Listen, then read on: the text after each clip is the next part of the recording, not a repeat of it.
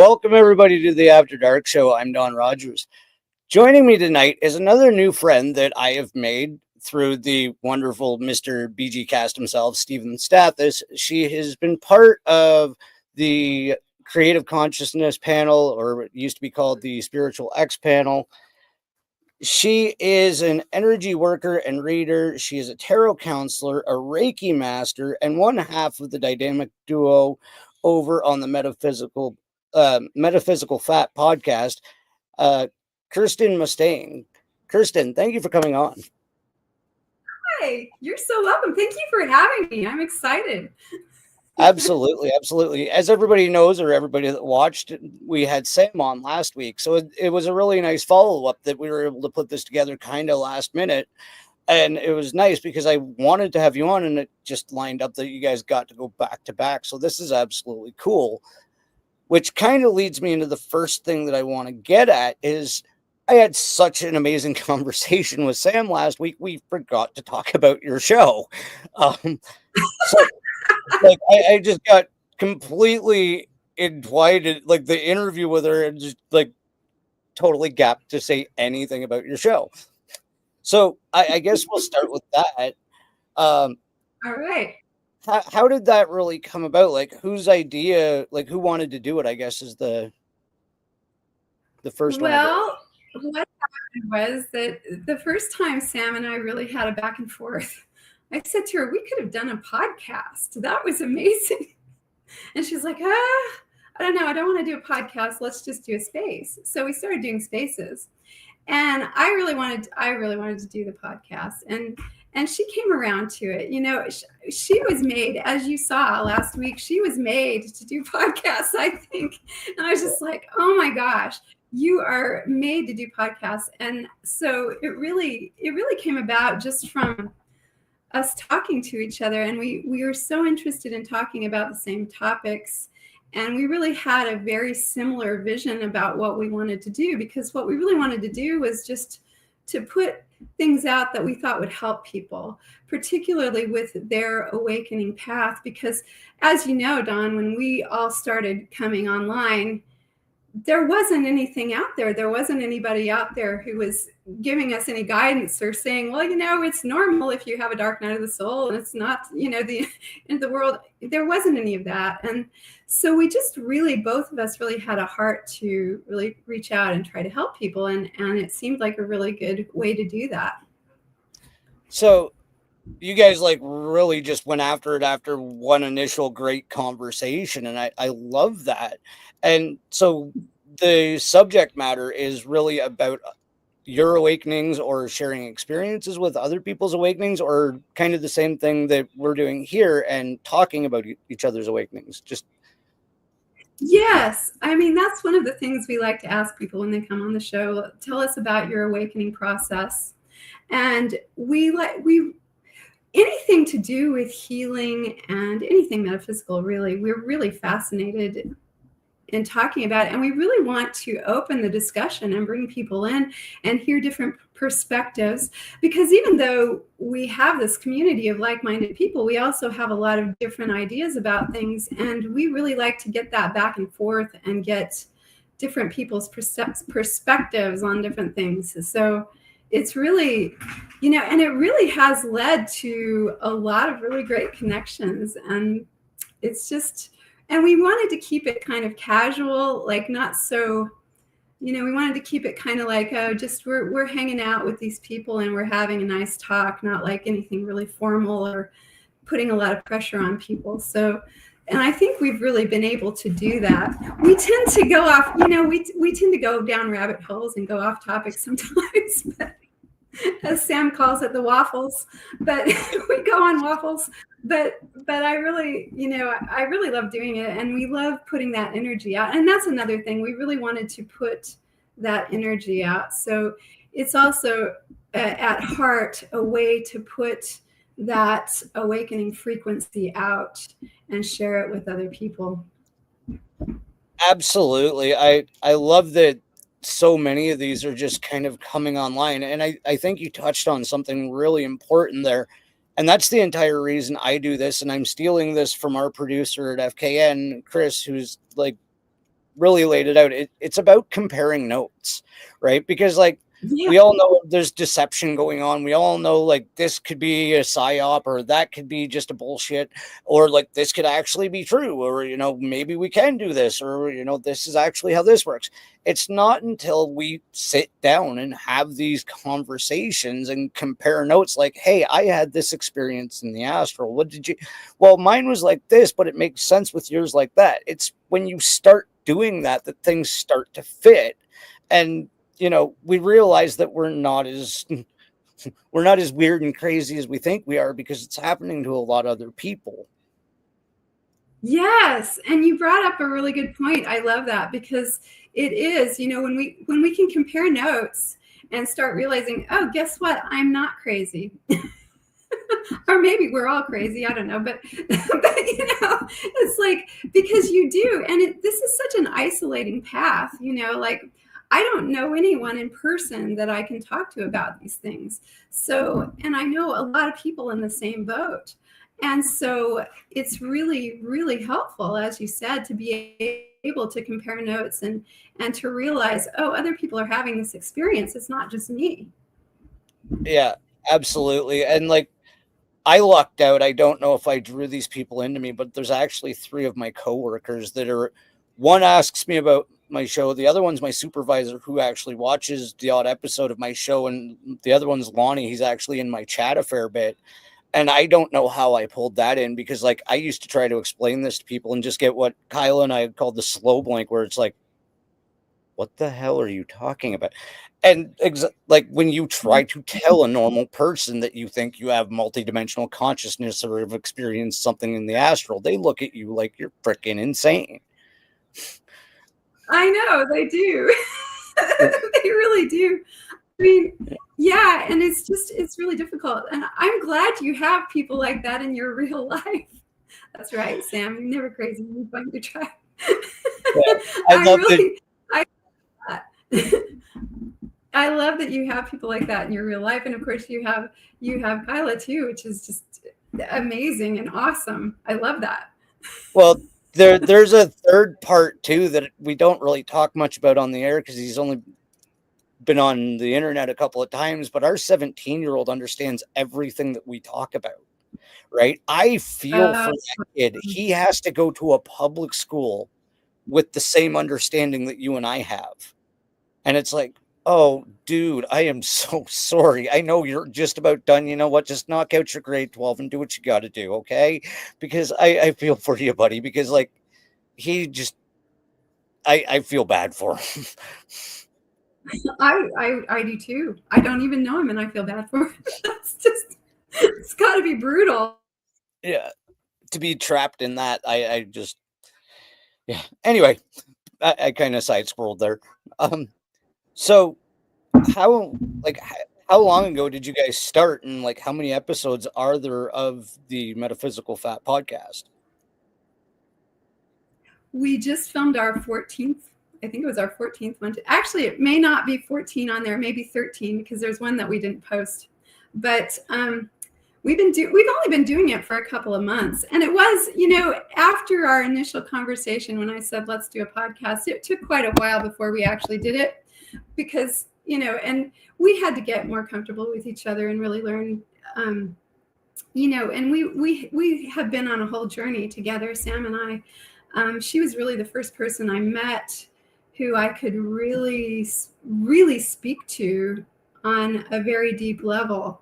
And subsequently, I met other people as well, obviously, as you know, the people in our group. But initially, she was really, when I found her, it was just like, oh my gosh. And you were talking before we came on about fractals. I really feel like we have that kind of fractal relationship, even though on the surface of it, we're quite different. We're opposite in some ways, but at a core level, really our essence is, I think we share the same essence. And it was just like coming home when I met her.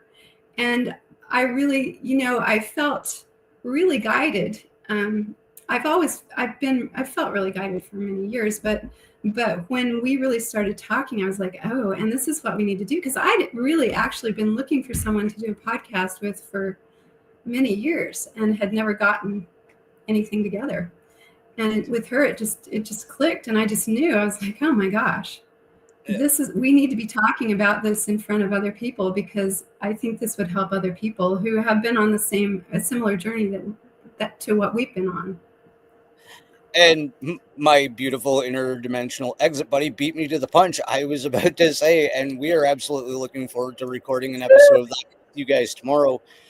I hope you guys have enough time, because it is a big story. Like, a lot of people have heard mine, but she has one that's been going on she just found a journal that she was writing 11 years ago about this stuff. And like, just got put on hold. So like, that's a whole other aspect that she hasn't even got to talk about. And it's just like, she's talking about stuff that I'm understanding now 11 years ago. And I'm like, you got put on hold for a reason, because you were developing too fast. Like, there was a whole series of consequences in her life that stunted that. And it's like, yeah, I see what happened there. You were about to go bing and you got stopped. Well, it's true. And, I think sometimes that happens because the world's not quite ready for that frequency yet. I think we all get kind of like, wait, don't go there yet. I'm going to pull you back a little bit. Yeah, I'm really excited too. I can't wait to do it. And yeah, so for all y'all out there, Don and Spinja are going to be on our podcast. It'll come out next week. We're going to record it tomorrow and we'll post it next week. So we're really excited. I can't wait to hear your story, Spinja. It's going to be marvelous. Oh, she has been my sanity through my awakening. Like, I could not imagine going through what I went through alone, or with somebody who is neurotypical and doesn't understand any of this stuff. It wouldn't have ended well. Like, I sounded like a crazy person for months. So like, I'm happy to have her in my life, because it was a very soft pillow to land on when I got kicked out of bed. That's really awesome. I'm glad you do, because I get it, because I was with a very neurotypical person who is no longer in my life, because I mean, really, I've actually a couple of neurotypical people who are no longer in my life, because I just got to the point where I was like, I can't do this. This makes, it's not going to work, because when somebody says to you, I think it's cute how you have all those outlandish and ridiculous ideas. Like, oh dear. Yeah, that's kind of condescending. Thanks. Bye. One worlds. Why don't we dig into that, actually? Stephen calls it the burning bush moment. I call it the catalytic moment. What was that moment like? I'm sure there has been a series of them, but do you recall, like, what led to you realizing that things aren't quite the way that we're taught they are, and there's a little more to this reality than what we're supposed to understand, and there's different ways that things work other than how they've been explained? Well, that's a huge question. So I had a more gradual awakening than a lot of people. I was on the path for quite a long time. And what really jerked me into back onto the path, because I was always very spiritual and very into spiritual things, but I was raised by Democrat atheists, and so by the time they're wonderful people, but anyway, I got married really young to a punk rock musician who turned out to be a complete psychopath. And my first awakening, the thing that jerked me back onto the path, because I had really deviated, I'd gone way into drugs and alcohol and just all sorts of crazy ass shit that you do when you're in your 20s and you don't know what the fuck you're doing. And sorry, I didn't mean so much. I do anyway. At least twice a show. There's a minimum. Yeah. Okay. So he beat the crap out of me one night, and the next day I came home from work and I had literally worn my hair over my eye because I had a black eye, and I'd like put makeup on, and he had gone to jail that night. And when I came home, he was home. His family had bailed him out of jail. And I just was like, oh my gosh, I don't want to go back in there. And I just sat in my car and I just put my head down on the steering wheel and I prayed. And it was the first time I prayed in many, many years. And I said, please, I just want to die. I just want to die. I don't want to go in there. I can't do this anymore. And I sat there, and I don't know how long I sat there, but I started feeling all this fluttering around me. And I sat up and I looked around, and like it had rained and there were puddles all around my car. And there was this huge flock of sparrows that had landed, and they were all bathing in the puddles and drinking the water and hopping around. And I was watching them. And as I watched them, I realized they were all doing different things, but they were all moving as one flock at the same time. And for some reason, that was just like, oh, I'm okay. It's going to be okay. Everything's fine. It was that realization. But then, I had a whole journey where I went through where it took me 2 years to get out of that insane marriage. And I ended up going to Santa Fe and studying yoga. And when I was working at the studio, this is when my true, real awakening to like, okay, this world is absolute. I mean, I knew before, but these two people walked into the yoga studio one day, and I was working at the yoga studio while I was studying. So I was working the front desk at the time, and I was the only person there. And this man walked in, and he was really tall, and he had kind of a blonde white crew cut and this brilliant smile. And he walked in and he said, "There you are." And I was like, "Can I help you?" And he said, "Just a second." And he walked back out. He walked back to the door and he said, "I told you she was in here. Come on, I found her." And this woman came in, and she was also very tall. And she had very sort of elfin features. She was beautiful. And she also had this radiant face. And they came in, and I was like, "Can I help you?" And they said, "No, we're here to help you." And I was like, "Oh, okay." And they said, "We sent all these indigos down here." This was in 2004, by the way. I didn't know what an indigo was. I had never heard of an indigo. And they said, "We sent all these indigos down here, and we didn't realize how hard it is. So we're trying to get everybody back on track because everybody's lost their way." And I was like, "Oh, okay." And I didn't, and the funny thing was that at the moment that all of this was happening, it didn't seem weird until I thought about it later. At the time I was just like, "Oh, well, okay, interesting." But they basically proceeded to tell me that they were there and they would like to do some energy work on me. And so I started meeting them once or twice a week. And they would do energy work with me, and they would talk, and mostly I would just sit and talk with them. And their names were Atel and Esprit.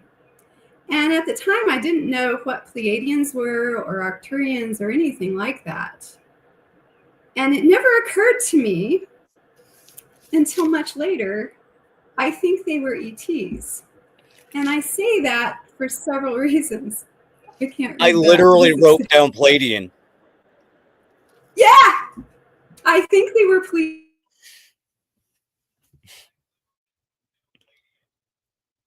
And we just got cut off. She worked on me. And yeah, we got cut off. Amazing energy work on me. But okay, so anyway, so Atel and Esprit were there for probably 3 months working with me once or twice a week. And there were things that they said that I was like one time they said, "Have you seen all the different types of soap they have in Walmart?" And I was like, "Yeah." And they said, "We tried them all." I was like, "Oh, that's great." And they said, "We figured out which one has the highest vibration." It's no longer made, by the way, the soap that they told me. But anyway, that was one of the odd things they said. they would just sometimes make these comments, and I was always like, yeah, it's not, we're going to talk about it anyway. No, but and also they would never call me on my cell phone. They would never call me on my cell phone. They refused. They would only call me on a landline. They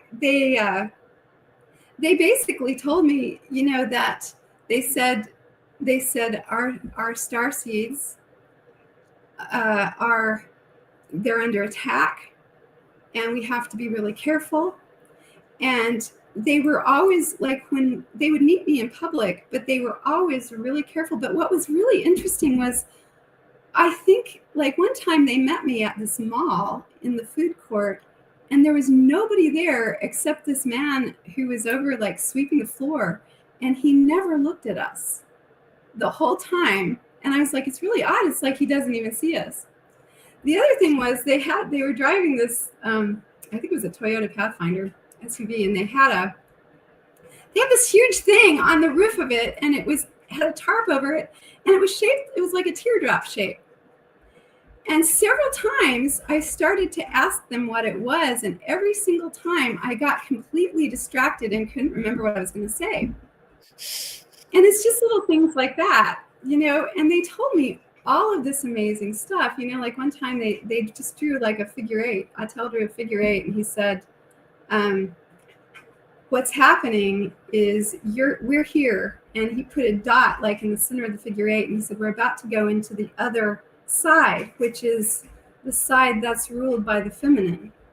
And that's what we're doing right now. And I was like, oh yeah, that makes sense. And it did, even though I couldn't even articulate why it made sense. But so that was when I really started having this awakening. And at the same time, my sister called me one day and said, did you know that our government is ruled by reptilians? And I was like,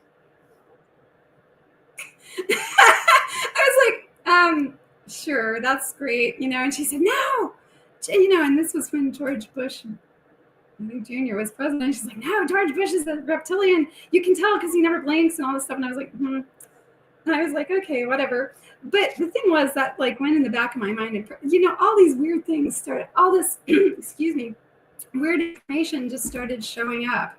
And most of it I discounted at first because I was like, I did say to her, well, that would explain a lot of things if our government was run by reptilians, but I don't know. But anyway, so that was really, when that happened, that was really the beginning, because just the energy work they did on me really shifted me. First time I really heard that, I'm sorry, did it cut out again? That was the first time I really heard about raising vibes. You need to raise your vibrational frequency. And up until the time that I met Attel and Esprit, I didn't know anything about that. So, and they really actually caused me to purge. Of course, I started going through major purges when I was hanging out with them, because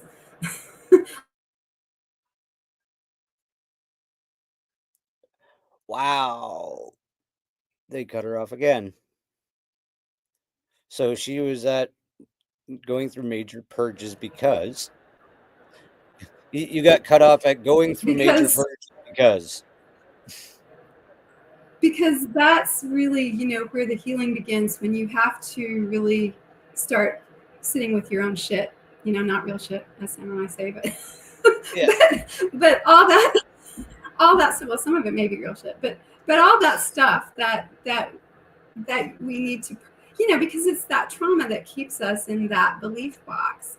And once we can unpack that trauma and process it, we can start stepping outside of that belief box, because we don't have that holding us back anymore. I really do. And sorry, Spin just got me laughing. Dealing with shit. That's Dawn's day job. Yes, it is. Love you. And we are so grateful that someone's able to do that. Well, I look at it as service to others with an unlimited number of poop jokes, because if I don't read them on the wall, I make them up or somebody else tells them to me. So it's just this unlimited supply of potty humor. And I get paid very well to do it. So it's awesome, right? It's the ultimate teenage boy job for somebody who never grew up. I love it. Oh, hold on. Sam saying, we definitely purge real shit too. Nothing like a good bum purge. Absolutely, Sam. Since I changed my diet is all I'm gonna say. I'm not getting. I was gonna do an entire episode on this and it fell apart, and I see why. Oh dear. Oh dear, sorry, my internet. No worries. So that is an amazing awakening story, but kind of in the middle there, you touched on. They're still going in the chat. You touched on yoga. What really led you down to the path of looking into yoga and getting into it, and like how did that take place?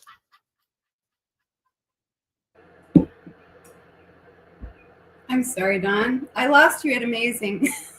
No, I said that was an amazing awakening story, and right in the middle of it, you were talking about going into yoga. I was wondering if we can get into that a bit more. Like, what led you to go towards yoga, and what was your training like, and how did that all kind of take place? Like, I'd really like to get into the story of your yoga practice because I know that's very big to you and something I'm really interested in.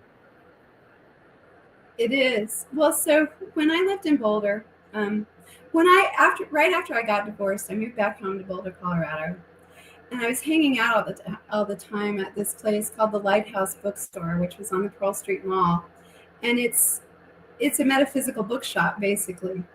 And I hung out there all the time. I would just go there to smell the incense and do whatever. And one day I was in there and Oh dear. One day you were in there. This is stupid. Okay. I was in there and I was looking at all the books and I saw this face on a book. And I was just like, oh my gosh, I love that face. I must have that book. And I had literally like, $10 in my bank account at the time. And I was like, the book was like $7 and I bought it. And I was like, and it was a book by Yogananda and it was his face. And I didn't read the book. I put it in my purse. So then a couple weeks later, I went to visit my sister and she was living in LA at the time. And she said, I was at this place a couple weeks ago and the only thing I could think about when I was there was taking you to this place. So I've got to take you to this place. And I said, well, what is it? And she said, I don't know, it's some kind of Buddhist garden thing. I don't know. And we went and it was the lake shrine. It was Yogananda's lake shrine temple. And there's this beautiful garden there. And we walked through the garden and I was like, this is such an amazing place. I love this place. And at the very end, we walked into the gift shop and there's this huge picture of Yogananda on the wall. And I was like, that's the dude on my book. I pulled it out. I was like, oh my gosh. So I immediately took that as a sign and I subscribed to his lessons and I started learning Kriya Yoga from the Self-Realization Fellowship. Well, about that time, I reconnected with my my high school boyfriend, and he was living in Santa Fe, and so we started, seeing each other. And I moved to Santa Fe to be with him, and right after I got there, I told him I was really into Yogananda and I wanted to do yoga and all this stuff. And for my birthday, he bought me an 8-class pass to this really high-end, serious yoga studio. And it was an extremely expensive thing that he did. So, and it was a good thing because when I walked in there, if I had not had that and thought, well, he's going to be really upset if I don't use this, I would have turned around and walked back out because it was very intimidating. It was really a serious place. And, there were all these little skinny yoga girls. And I've never been like a skinny yoga girl. I have curves, and that's just who I am. And I'm good with that. But at that time, I wasn't so good with that. And I was really like, oh, my gosh. these people are really intense, and I don't fit in here. I can't do this. I don't know what to do. So, but anyway, long story short, I took the first class and I really connected with the teacher. I loved her. She was so awesome. And I did the 8 classes, and then I was looking for a job and I didn't have enough money to get another pass. So one day I was in the coffee shop near our house, and my teacher walks in and she says, "Where have you been?" And I said, "Well, listen, I'm looking for a job, and when I get a job, I'll come back because I just can't afford to come right now." And she said, "Come with me right now." And we went back to the yoga studio. I followed her back to the yoga studio, and they were looking for a front desk person. And she introduced me to the owner, Surya Little. And the owner was just like, "Oh, okay. You want to work here? Come outside." And we sat on the curb and we chatted for like 10 minutes about nothing. And then she said, "Okay, I just wanted to feel your energy. You're hired." And so at that point, I could study yoga all I wanted to, and I was working at the studio. And so I was there, 7 days a week. I did as many classes as I could.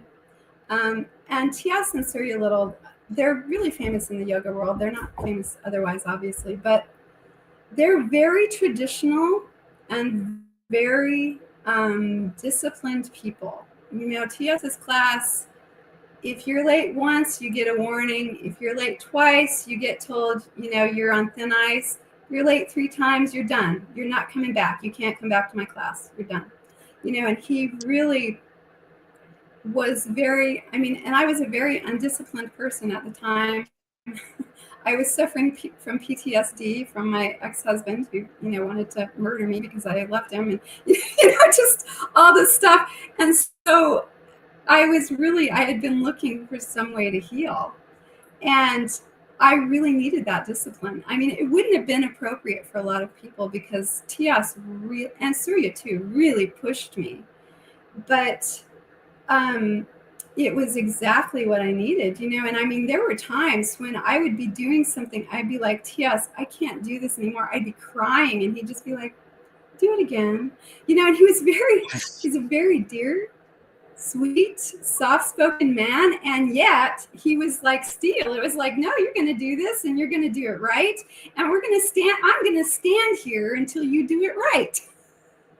Yeah. So it was very intense. It was a very intense training, and I was there for 3 years, and I was there every day for 3 years, except when I went on vacation, obviously. But it was amazing, and it was very traditional, and it was, it was very spiritually based yoga, which not all yoga that we do anymore.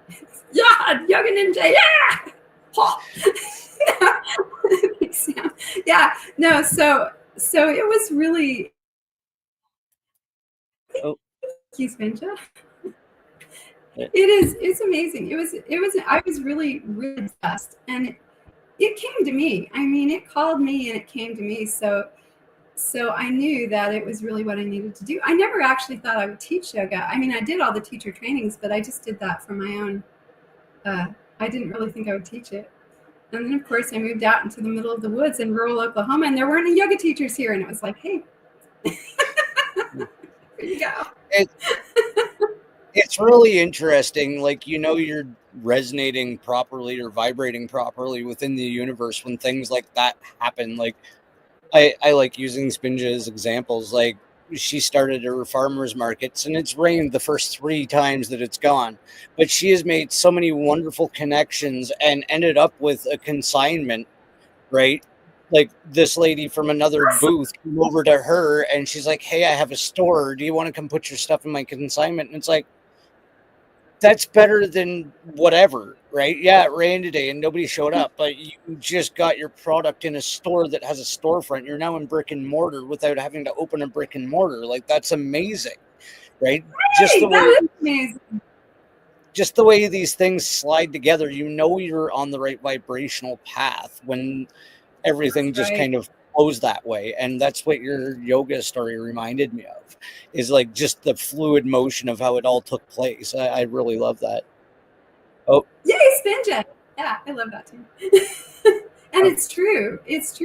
When you get on the right wavelength and you start following your joy and your heart, things just fall into place. Sorry. Night, Sam. She's going to bed. Oh, good night. Thank you for staying up. You're like, get some sleep, girl. Yeah. And she wasn't feeling that well. So really, thank you, Sam, for sticking it out. That was awesome. It was good to have you here. It was. Yeah. So you mentioned that you started with Kriya Yoga. What other, like, is it modalities? Like, I don't even know what you call the different styles of yoga. Like, how many other things have you branched off into since you started? Well, I've actually stayed pretty traditional. I have come back to Kriya because Kriya actually is a much more advanced. She was just at Kriya. She was at Kriya. Oh dear. You're at Kriya. Oh, fuck's sake. Here we go. Sorry. So I think you really have to be in the right place to get the benefits out of Kriya, because it is physically demanding, even though it doesn't look like it, because it's mostly breath work, Kriya yoga, and bandha work, the different energy locks in the body. But the asana practice, which is the physical poses, really kind of prepares you for doing that. So I really recommend, doing the asana practice too, just to kind of and get you to a point where the Kriya actually works. There are so many different types of yoga, and really done, there a lot of what we call types of yoga is really, like, especially in the West, we have a lot of, I don't want to say bastardizations, but basically, and it's not that they're not beneficial, because any way you do it, whether it does have its benefits, and I'm not saying they're bad, but I am saying that it really depends on what you want to get out of it. If you're just looking for physical fitness, any of those yogas are great for physical fitness. But if you're looking for something deeper, that is really, you really want to get some of the more traditional, like Iyengar or Ashtanga types of yoga, where it goes back to its roots in India. Because ultimately, the traditional yoga, and my teachers used to say real yoga, not real yoga. I'm not going to say that, because all of them have good benefits, and I would encourage everybody to do whatever kind of yoga you like. You don't have to do the really hardcore traditional yoga like I did, and honestly, that's not really appropriate for a lot of people. They would just make them miserable. It made me happy, but that's me. I'm kind of weird, so so really the asana practice, which is what most people call yoga in the West, is actually just one limb of the yogic path, and there's 8 limbs. And the asana practice was originally developed to help monks sit in meditation for really long periods of time. Yeah, naked yoga out in nature, that's the way, Karen. For sure. No, but I need to move a little further out into the country before that can happen. You know what? I can do that in my yard. Y'all need to come visit. You can. There are plenty of spots out here where no one will see you. They're not even cameras. Perfect. So yeah, actually, I do take advantage of that at times, I will say. And it does feel really good. Naked grounding is fun. There you go. That's right. Oh, no, you keep your drone over there, Bigfoot. Oh, yeah. This is why I love this show. So, oh my God. If you can't laugh while you're awakening, it's not even worth it, right? No. So I totally lost my train on the naked grounding thing. Okay, so basically, it was designed so people could sit in meditation for long periods of time without experiencing any pain. And what it does is it realigns your whole body and makes for instance, your nervous system, a lot of us have nervous system issues. Well, straighten your spine, realign your skeletal system, your muscular system, and your nervous system will automatically realign too, because a lot of us are just all wonky, and that makes your nervous system really wonky because your nerves are running up and down your spine. And if you've got all this weird stuff going on in your spine, it makes your head all fuzzy. And it makes it harder to concentrate. And on and on and on, and harder to relax.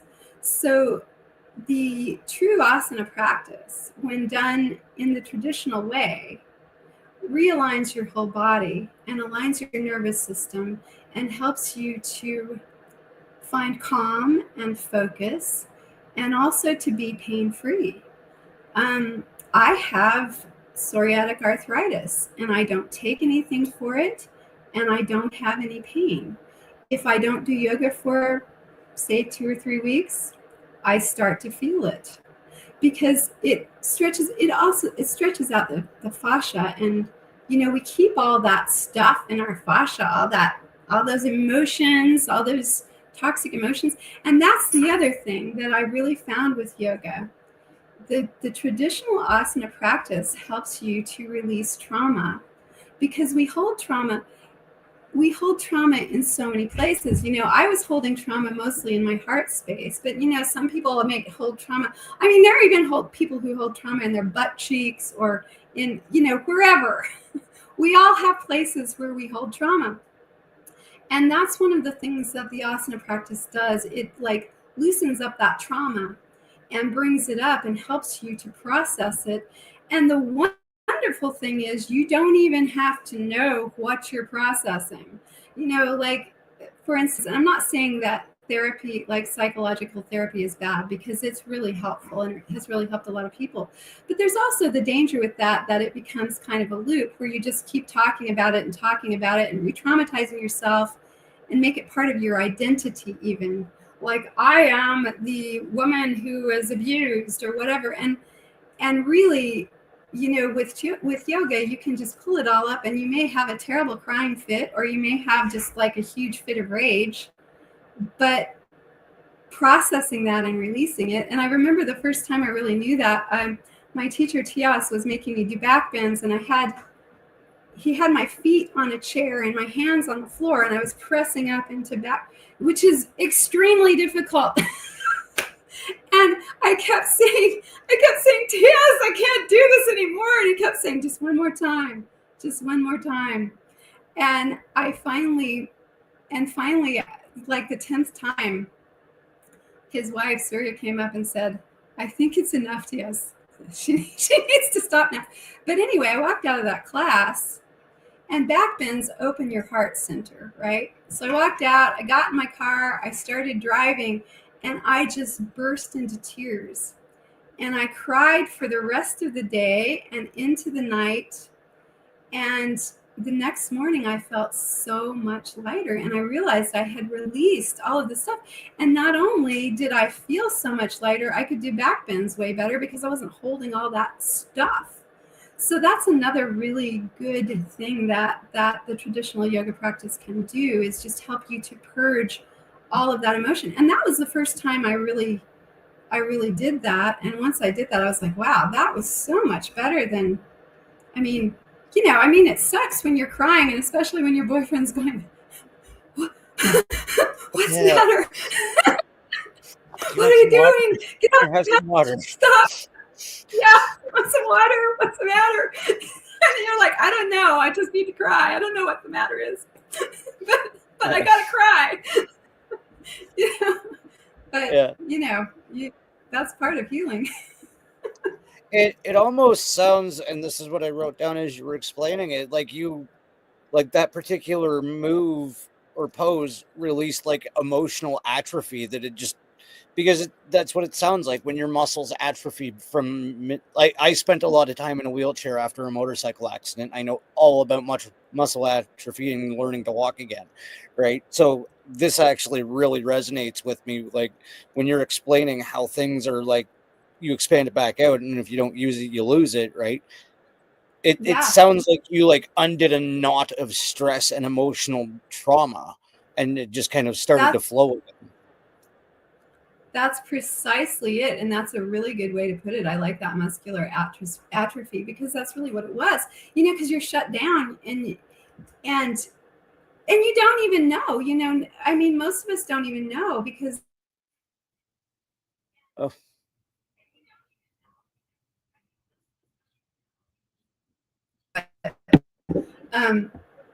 But, you know, it becomes your normal and you don't even realize you're holding it a lot of times. That's amazing. You came back from a wheelchair. Good job. I actually was told by the top orthopedic surgeon in Ontario that I would never walk again unassisted, and I laughed at him. And he's like, "What the hell are you laughing about? I told you you're never going to walk again." I'm like, "You don't know shit about me." And there's a whole long drawn out story as to how many times I went back into his office and I walked in, shook his hand and smiled and walked out. That was a year and a half later, but don't tell me I'm going to never walk again, bud. But right. Yeah. Awesome. Good job. Just goes to show. Back to yoga. Is there a area like Asana for beginners, for people who like not want to ease into it, because I don't think there's any easing into yoga, but like the beginner stages of it? Like, what direction would you tell somebody if they were just going to start like tomorrow? Well, I would say, first of all, it's better to start with a class than say do it online, because one of the really important things about yoga is alignment. And sometimes, especially if you're just beginning, you don't really know. Like, you can look at a picture and say, well, that's what I'm doing, but you may not be doing it like that. And it really helps to have an experienced person who can look at you and say, okay, you need to bring your shoulder back here. You need to turn your hip this way. You need to do whatever. And so I would say, you know, find a good class. And the other thing is, find a type of yoga that you enjoy, because there are so many different types. And, you know, the traditional route that I went may not be your cup of tea, but you might want to do some yin yoga where you just get into a really nice relaxation. And you may like hot yoga, which really gives you a good detox, or, you know, so really, you know, look at, and generally speaking, when I start out a beginner, I start them with a lot of standing poses, because that's really the base point. You really need to do the standing poses before you can come into the seated poses, because the seated poses are obviously much more of an intense stretch than the standing poses are. But I would say, you know, check it out. Go to a yoga studio, find a teacher that you like, and try it that way. Now, if you've already had a good foundation, doing it with videos is great. It may be helpful, you know, if you're not in a place where you can go to a yoga studio or whatever.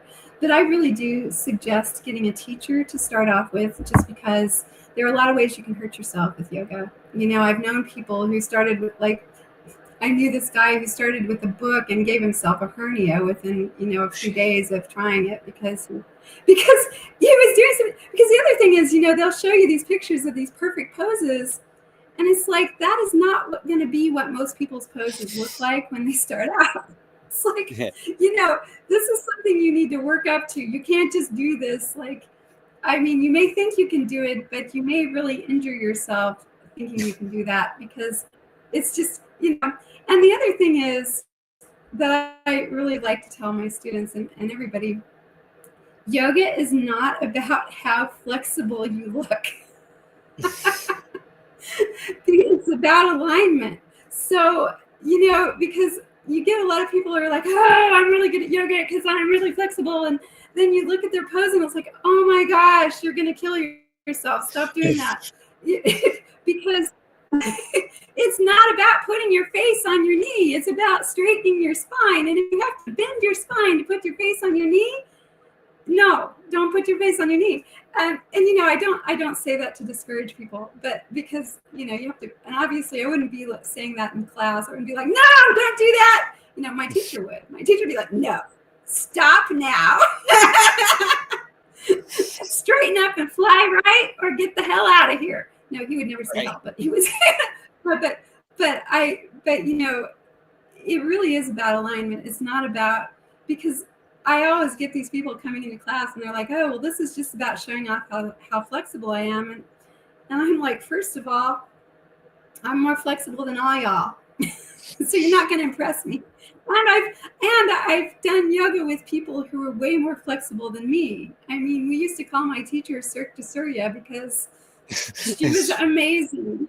I couldn't do that. You know, that was what we called her class, because she was just like, and I'm not at that level, and I'm not claiming to be, but it's like, you get, you know, it's really about the alignment. It's not about how flexible you are. And the other thing people always worry about is, well, everybody's going to be watching me. No, they're not. They're trying to do their own thing.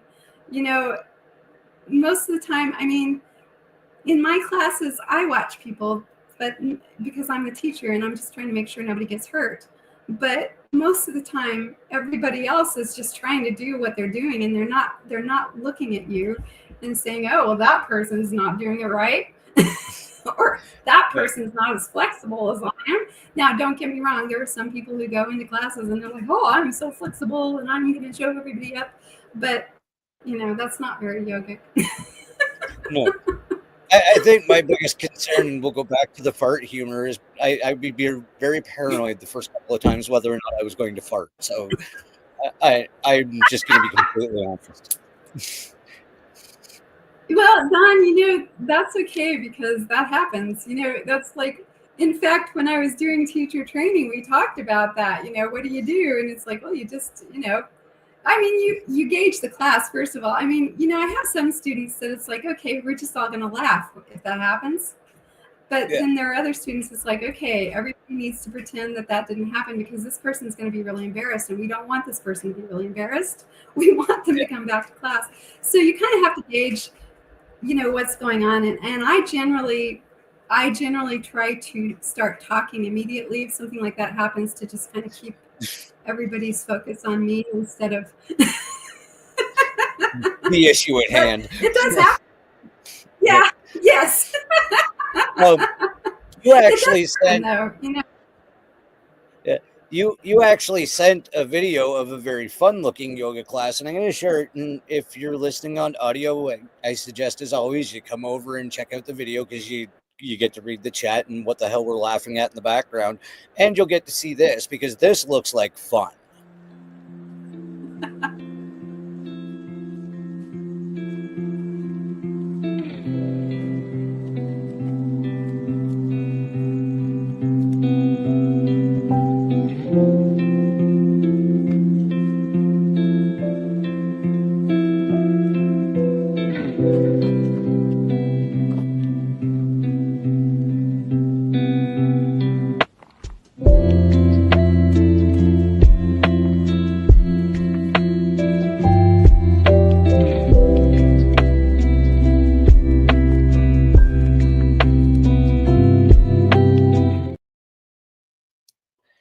So, do you want to tell everybody what that is? That is yoga with alpacas. And I'm doing that about twice a month now. And I mean, I will say it's not really a serious yoga class. We do some yoga in there, but mostly we just, you know, do relaxation and stuff. And mostly it's just because it's so fun to do it with the alpacas, and they come and mill around, and like the last time I did it, they were walking around when everybody was, you know, in final rest pose in Shavasana, and they were like putting their little noses on people's foreheads and stuff, and it was just adorable. And that's just something that's really fun. And I was thinking the other day, you know, I get paid to go out and hang out with a bunch of alpacas and do yoga. That's just amazing. I would have never thought, even, you know, 6-7 years ago, that I would be doing something like that and getting paid to do it, because it is a blast. It's just a blast. I love it. I love the animals. But it really is not. It's not a very serious yoga class, I do have to say.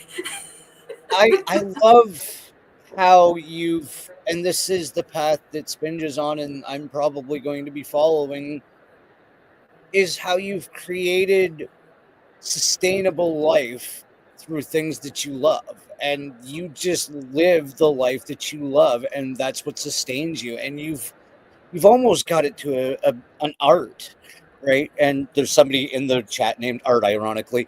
I just looked down and saw that. Hi, Art.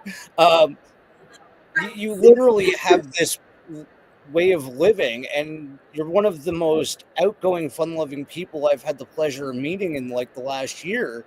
And then I find out you're just living your best life, doing what you love, and like with freaking alpacas and in the middle of a giant. This is an awesome and endearing story. Like, I love this for you. Thank you so much. Actually, I'm still not completely sustainable financially. I'm still struggling a lot, but I'm doing okay. I mean, it's really been a struggle, and I'm still struggling. I'm still not quite where I need to be financially, but yeah, it just happened, and this, I had a health crisis about 10 years ago, and at that time I was working as a social worker, which was a horrific job. I don't recommend it. Don't do that. Whatever you do. I mean, if you do it and you want it and you love it and you want to do it, great. But I did not love it. I really was waking up every morning and saying, I wish I was dead. And then the universe, you've been there. Yeah. Yeah. Oh. Yeah. I think probably a lot of us have. And the universe then said, well, okay, if you wish you were dead, how about this? Let's have a little cancer, shall we?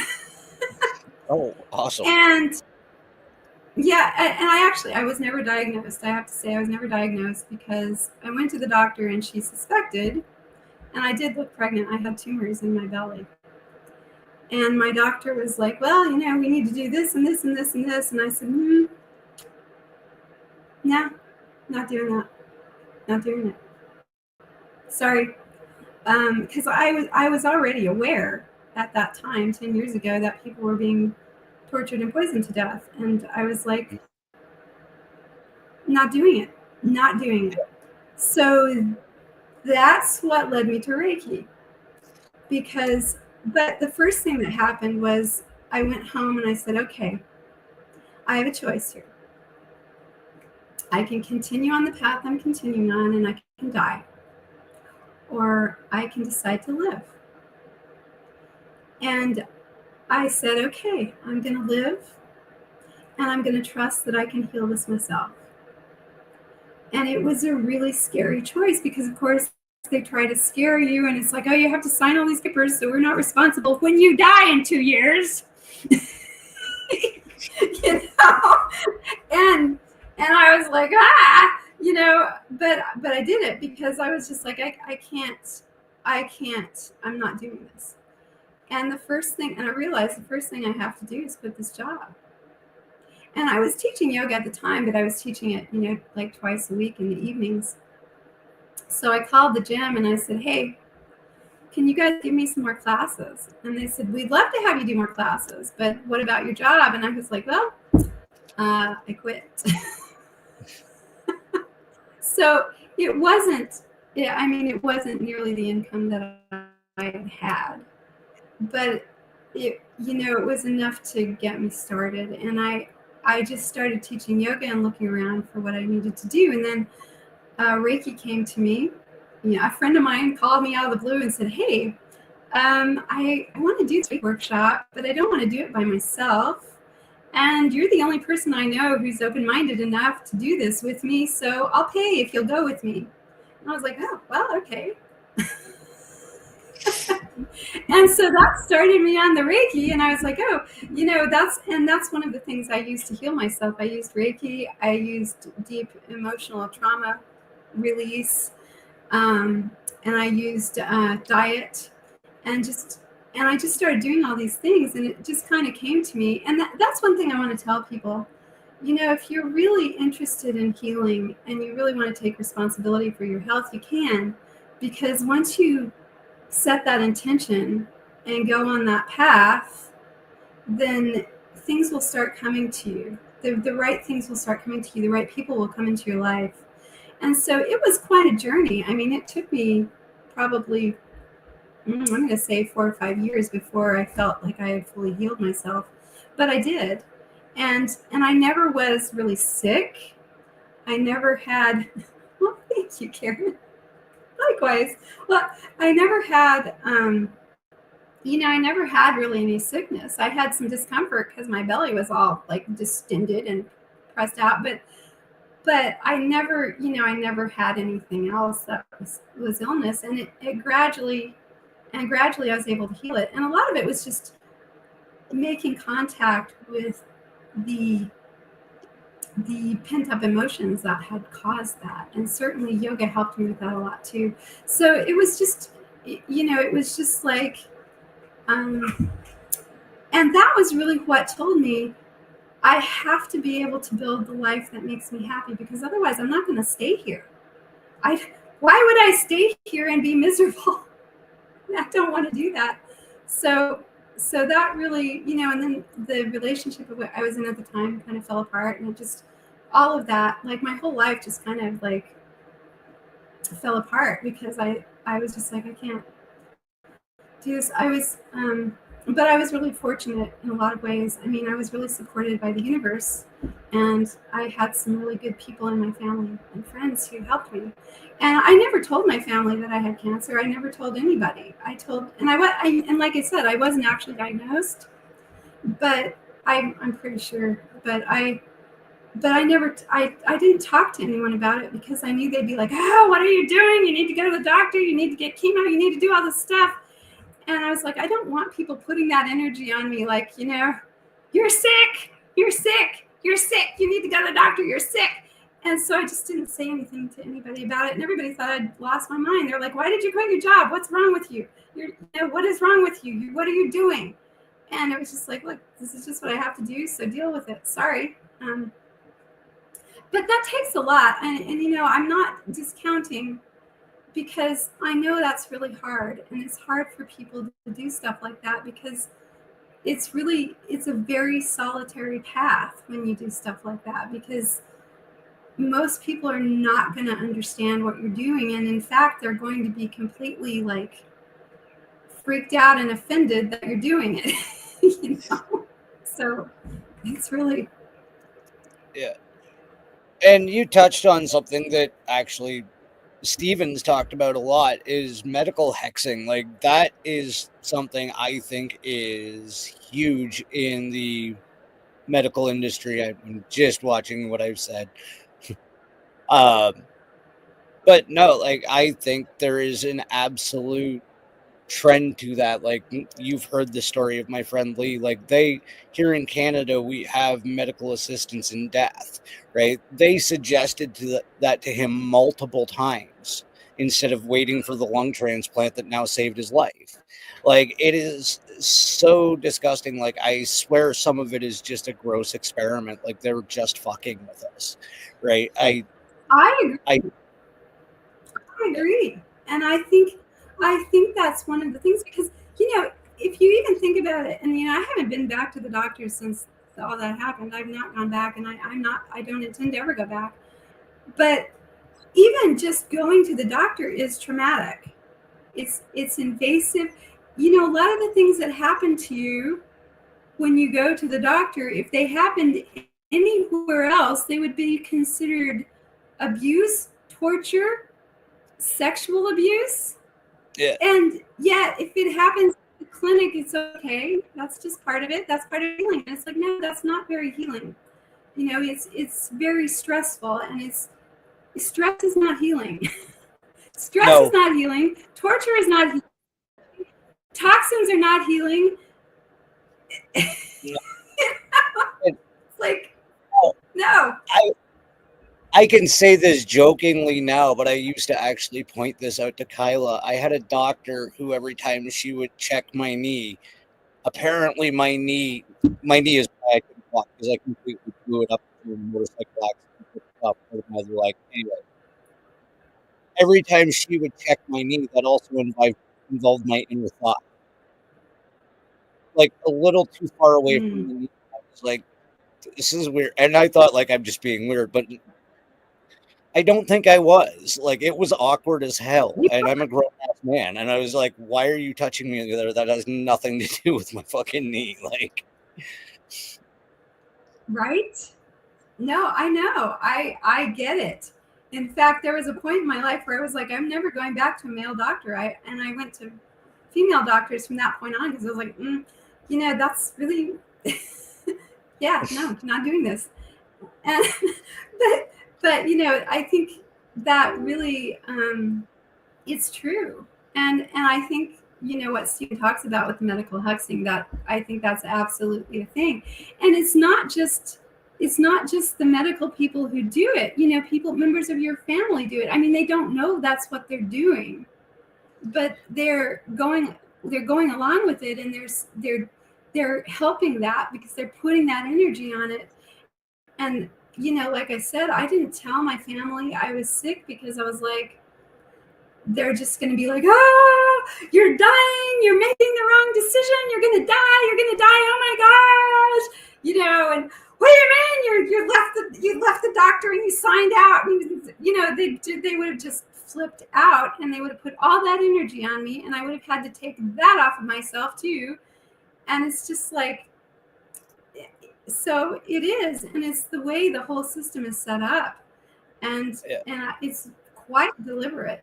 It's quite deliberate. oh, absolutely. And I just want to touch on what you said there. 100% agree about your family unknowingly hexing you at times. Like, my family has always told me I was accident prone. And without fail, for every year in over the last 47 years, I have had at least one bad injury per year, going back to like the year I was born, right? Like, you can go back 47 years and I've been injured badly 47 times, right? And it's like, oh my God, now that I'm learning about this stuff, and it's like, am I doing this to myself, or is this something like I'm projecting because I believe it, because I know consciousness is created, like we are conscious creators and what we put out into the universe, and it's that whole subconscious creation thing that worries me. It's like, do I believe that somewhere in my brain that I am subconsciously accident prone and I'm doing it to myself? Well, and there you go, because and that's one of the things that families do to us, and they don't mean to do it. They don't, they love us. They don't mean to do this kind of stuff, but they put you in that box, didn't they? And even though consciously you're like, well, that doesn't have to be me. There's probably some part of your subconscious that's like, oh no, that's me. That's who I am. That's what I do because they told me that, and that's who I am. And so, I think there's definitely a component of that there. Yeah. Sorry, I kind of squirreled off of Reiki there. So you were saying that you got interested in Reiki. How long did that take, and like what services do you have available through your Reiki practice? So it took, it took me about 2 years between when I started and when I got my master Reiki. And I can what do you call it? I lost it. I can certify other people to do Reiki. I can do Reiki attunements, which is, what you do, that you get attuned to the energies. I also do energy work on people. I've branched out a little bit from the Reiki. I don't just do straight Reiki anymore, because I've found that as my energy practice has grown, that I've strayed a little bit from the Reiki teachings. Not that there's anything wrong with the Reiki teachings, and not that they're not right on, but it's just, I think it was more of a starting point for me. But I do energy work, I do healing, like trauma healing and stuff like that, because whenever, if you think of your body, ultimately your body is an energetic construct. And so you can also think of pain as a blocked energy someplace. You can think of disease as a blocked energy someplace. So what I can do is I can go in and clear out people's chakras and find places. Yes, it does enhance people's personal rituals, but you can go in and say, okay, well, for instance, if someone comes to me and says, well, I really, I don't know, I've had this discomfort in my left side or something, you can go in and kind of feel into that and help people with emotional release, because a lot of times you go in and you give them a whoosh, like Sam and I call it a whoosh. I need a whoosh. And you whoosh it out. Well, what's going to happen is that's going to bring up some of the stuff that you're, and it's another way to release things that might make you sick. I don't ever claim to be a healer, because ultimately everybody heals themselves, but I can facilitate that healing. So like, I can facilitate it by identifying things that maybe, like I might come in and a very common thing is people have blockages in their throat chakras, because of course we're all told, shut up, or or yeah, or oh my gosh, you don't feel safe a lot of times speaking your truth in this world. If I mean, if you have like a real original truth, you don't feel safe a lot of times speaking. So it's very common for people to have blocks in their throat chakras. Well, that can manifest in a variety of ways. It could be just that you're always like clearing your throat. It could be that you really have trouble speaking to people. It could be the opposite. You may talk so much that, which is a whole different thing. But say you have a block in your throat chakra, I can get the block out and say, okay, well, this is probably what it has to do with, because a lot of times it'll talk to me. Like I'll come in and I'll say, okay, here's this block, and it'll tell me something. It'll say, well, I really want to sing, and I can't sing, or I'm not allowed to sing, or I want to sing. In fact, I worked on this woman once, and a long time ago, and she was like, well, I don't know, I'm just always clearing my throat and everything. And it turned out she wanted to sing, and she wasn't letting herself sing. And I said, you just need to start singing, do karaoke, go to church and sing, do whatever, find an outlet and sing. And it really helped her. So a lot of times there's like, it can tell you things like, and I can get in and I can hear, what is it? What would help this? So that's kind of the services I offer with Reiki. And sometimes it's just like, well, I just want to feel better, or I want to clear my third eye out so I can see better, or whatever it is. So, and generally, the thing about energy work is it usually goes exactly where it's supposed to go without you having to really direct it that much. But the other thing is, people go, oh, well, I've had people say, well, I'm not ready to deal with a lot of the stuff in my life, and I'm afraid to get Reiki. And it's like, it very gently will find these things and clear them out in your time. And if you're not ready to look at something, it's not going to make you look at it. It's not like my teacher standing over you and saying, do it again. You're going to face this. You're going to purchase. This is not what we're doing. It's a very gentle thing, and it'll get you to the point, because I find for most people now, there are exceptions. There are people who just like to do everything all at once and go full bore. We know people like that. But for most people, it's much yeah. That's what I'm saying. The adrenaline thing, but for most people, a gradual kind of thing is better. So you can really, that's one way to do it, where you can just kind of gradually get your vibration up more and more and release things very quickly. So you're not going through the purge from hell where you're like,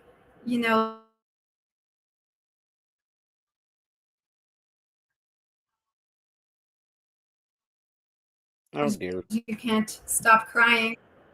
Yeah, damn it. And or if you're embarrassed to be around everyone because you can't stop crying or something like that, it's not going to be that intense. It's going to be more gentle. And you can do it over time that way. Oh, I've mentioned it on the show, so I won't go into it, but I had my gallbladder removed and gastrointestinal issues and a near-death experience last year. And that's actually why Spinja ended up taking Reiki, was she helps me with my gas pressure. Oh. Like, she can literally physically move it. Right. And her and Karen were agreeing with you. I refuse. Yeah.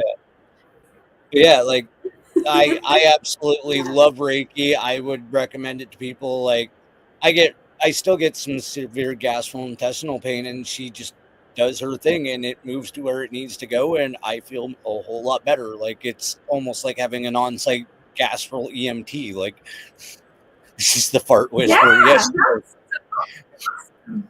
Yes, Benja. I love it. Yeah. I love that. Yeah. Oh my gosh. This has been a fart-laden episode for sure. I don't know what my producer is going to pick out of this one. Jesus. Like she said, wouldn't it suck if you could laugh when you're awake? What? Yeah. Oh dear. Everybody's just cracking up. Kyla's laughing in the other. I love my show. I really do. Like I know it's never going to be. Well, it might be huge someday. Who knows? I'm not going to say that, but you're going to have a sense of humor to watch my show because it's nowhere near mainstream. Like, let's be all serious. I'm doing having a conversation. So, what are you talking about with your spiritual friends? Oh, we tell fart jokes. No, it's true. No, but. It's true. And I love that. I love that about your show. The art and the fart. I love that about your show because it's, and as you know, Sam and I are very on board with that because we spend a lot of time laughing. And of course, Sam especially is just hilariously funny and tell all sorts of off-color jokes. Just that woman has the most emotionally infectious laugh. Like she gets giggling and you just it's contagious. Like we've had everybody knows we all talk in the background, that's fine. She has literally just recordings of herself laughing for the first 5 seconds of the recording, and it kills me every time because she just has that laugh and I can't. Like she just gets me going. And I love it. She does. Yeah. Yeah, I love anybody who can make me laugh. I'm all for it. I love it. Yeah. That's medicine. Seriously. Absolutely. You also do tarot, which is another thing you have in common with Spinjo. What brought you to that road and decided you to go that direction as well? Okay, well, when I was 12 years old, I got a tarot deck. And, like I said, my parents were atheists. So they were just like, do whatever you want. We don't care. Whatever your spiritual interests are, go for it. Anyway, when I was 12, I got a tarot deck. And at the time, I just got it because I wanted to, see if any cute boys liked me. I was at 12. I was like, and so I started doing readings for my friends and my sister and stuff, and just stupid things like, oh, does this boy like me? Or, who am I going to marry? That kind of thing. And I didn't really realize what a spiritual path it was for many years, but I stayed with it. I did it. And generally, when I first started out, I just did it for myself and for people I knew. And it just was something that always stayed with me. And when I really, when I went through my divorce and I started getting back on the spiritual path, I really started looking into the spiritual path in terms of tarot, because I realized I had it all right there in the cards, because it's a really wonderful way to explore your inner landscape, because the soul speaks in symbols. So what you have with the tarot is you have a really good way to communicate with your higher self, because that's how your higher self really communicates. So, and I didn't, for years, I didn't realize that. It was just like a fun thing I did, even though, even at that time, it was very accurate. One of the things that always astonished me from the first time I started using the tarot cards was how accurate they were. I didn't realize at the time, and I thought it was funny because people thought the cards themselves were doing the reading, or the cards themselves are evil or whatever. And it's like, no, it's just a language. And it's just a Mhm. language that makes it easier to connect to your higher self. So a lot of times, if you want to change your path, or if you're not sure if you're doing the right thing, um, or if you're just like, I want to heal this thing, but I don't really know what it is exactly, the tarot can really get you in touch with that. And, I don't really do it as fortune telling. I do it more as inner work sorts of things, because that's really what it's best for. I mean, you can tell fortunes, but, people want their fortunes told. I'm probably not the best person to tell your fortune, because I'll be like, no, this is what you need to change. And if you don't change this is where you're going, and you won't like it. Or, whatever. I don't say stuff like that. Oh, you're on the wrong path. No, I don't say that. I would never say that to anyone, because you're never on the wrong path. You may have deviated a bit from your plan, but but you're never on the wrong path, because we're here to experience this life in part. I mean, that's part of the reason why we're here. So, but yeah, so tarot really kind of evolved. As I evolved, I started to find more and more in the tarot cards, and I found myself coming back to them over and over and over again, because there's so much in there, and it's such a good way. If you're confused and you ask your higher self for guidance and you draw a tarot card, you're gonna get the answer. It's not always the answer you wanted, but that's how you know it's a real answer. Right. We actually have a Yeah. question. Have Shoot. you ever made your own cards for guidance? Not necessarily tarot deck, but put words and design down to include more of your personal energy. That's such a good idea, Karen. I actually used to have this animal deck. It was animal cards. Yeah, right? It's a really good idea. I think that's great. I think I am going to do that, Karen.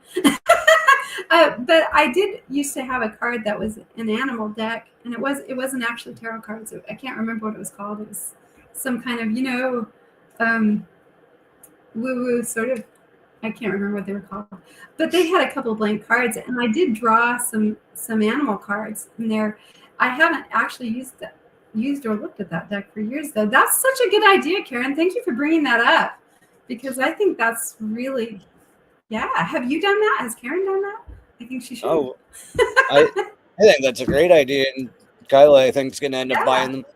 I know you can. I don't know whether you can print them, but you can, like. I know everybody's into AI now, but you can actually, like, I used to do a show with somebody, and she would, like, draw her own pictures and have them sent off and printed and come back in, like, an actual deck as well. I just can't. Oh, wow. Drawing a total blank on so where. Cool. But yeah, there are sites online that you can, like, make your own pictures and have them professionally make you a deck, and they'll send it to you. Oh, wow. That would be so awesome. Because I have one deck I like to use that's an animal tarot deck. And I really, one of my things since I was very young is the animal totem thing. That's always been one of my big things. And so I have animals come to me a lot so I would really like to do like a tarot deck with animals. And I know it's been done. I mean, there are those out there, but the things, my personal relationship with the animals and what they mean to me, I would like that. That's such a good idea. Yay. I love it. Yes, I've made a bunch. Yeah, I think that would be a great collaborate on, for sure. Oh, there we go. Use pictures of your own animals. You could. Yeah. We have 3 dogs. You could make each dog a different. Yeah, that would be fun. There you go. I absolutely love that idea, Karen. I do too. What a great idea. Yeah. Well, Kirsten, I don't want to keep you too much longer on your only day off. I know time is a valuable commodity, and it's what we work for. So I've had it scrolling across the bottom, but this also goes out onto Forbidden Knowledge Audio. So do you want to tell everybody where to find your X, where to find your YouTube, all that great stuff? Yes. Okay. So you can find me on X, Kirsten Mustain, at Wander Awake. and you can DM me there if you need to get in touch with me for, readings or whatever. And I also have an email, which is wanderawake13@gmail.com. And that's another way for you to reach me for that. Our podcast, The Metaphysical Phat, is on YouTube at Metaphysical Phat. We haven't gotten our Rumble channel up yet, but we're intending to do that. And so it's Metaphysical Phat, PHAT. And we also have our X account, Metaphysical Phat, which is Metaphysical Phat at a shortening of that, metaphysics. I think it's actually scrolling across the screen here somewhere. Oh, good. Yeah. Thank you. Yeah. It is. Yeah. It's all of this. Yeah. So yes. anyways, it's in the links and in the description. So if you're listening on audio, it should be there. Just go to the description. It'll be all good.